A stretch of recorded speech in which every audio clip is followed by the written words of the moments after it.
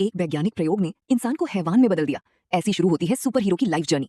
30 साल पहले आर्मी ने हल्क के जन्मदाता पिता को सुपर सोल्जर सीरम बनाने का आदेश दिया था। जब इस सीरम का प्रयोग बंदर पर हुआ तो मर गए। सेना ने एक्सपेरिमेंट रोक दिया, लेकिन वैज्ञानिक ने खुद पर ही प्रयोग कर लिया। उसके बाद उसकी पत्नी ने एक लड़के को जन्म दिया। एक्सपेरिमेंट के कारण लड़के का खून दूसरों से बिल्कुल अलग था। उसका पिता सबसे छुपके उसका इलाज करने लगा, लेकिन सेना को उसके गलत प्रयोग का पता लग ही गया।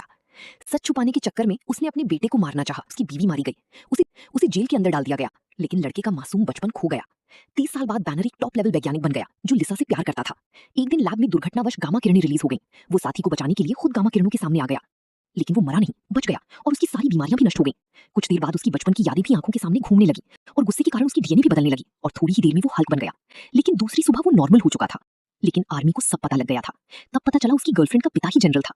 वो उसे पकड़ने आई थी, लेकिन हल्क ने तबाही मचा दी और भाग निकला। अगले दिन वो लिसा के घर पहुंचा, जहां आर्मी उसे पकड़ने के लिए पहले ही मौजूद थी। सेना ने उसे बेहोश करके उसे रेगिस्तान के बेस में बंदी बना लिया। सेना चाहती थी कि उसकी डीएनए से और भी सुपर सोल्जर बनाया जाए। लिसा अपने पिता से ऐसा ना करने को कहती रही, लेकिन कोई हल नहीं निकला।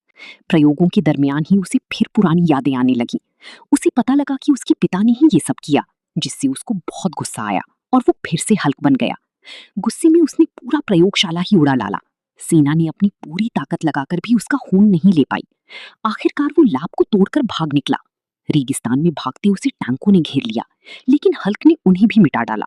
कुछ समय बाद हल्क शहर पहुंचा, जहां लिसा को देख उसका गुस्सा शांत हो आया और वो इंसान बनने लगा।